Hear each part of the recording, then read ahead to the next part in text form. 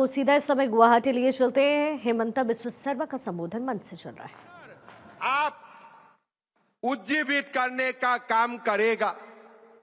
थोड़ी ही दिन हुए, थोड़ी ही दिन में 3 बड़ा काम आप आसाम के लिए किया है और आगे भी मेरा विश्वास है आप आसाम का जनता को ऐसे ही गर्वित होने का मौका देते रहेगा। मैं सबको निवेदन करूंगा, सब एक बार प्रधानमंत्री को अपना स्थान से खड़ा होके आप लोग प्रधानमंत्री जी को अभिनंदन कीजिए।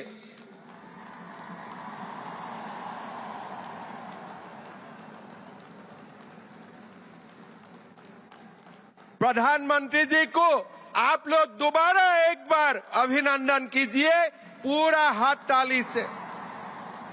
क्लासिकल लैंग्वेज हुए हमारे भाषा, हमारे सराइडो मैदाम यूनेस्को का वर्ल्ड हेरिटेज हुए, नामरूप में फर्टिलाइजर का फैक्ट्री बनाने का निर्णय हुए।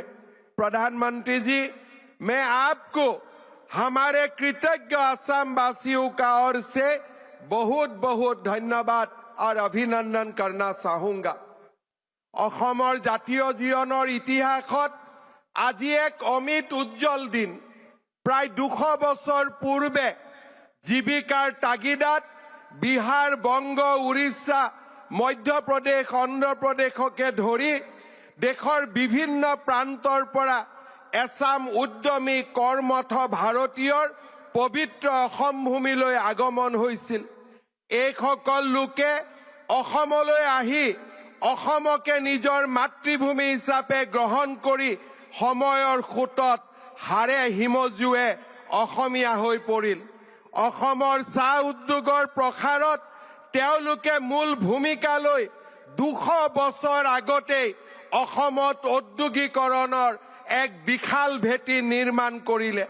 বৃহত্তৰ অসমীয়া জাতি গঠন প্ৰক্ৰিয়াত অমূল্য অৱদান আগবঢ়াই কলা সংস্কৃতি ৰীতি নীতিৰে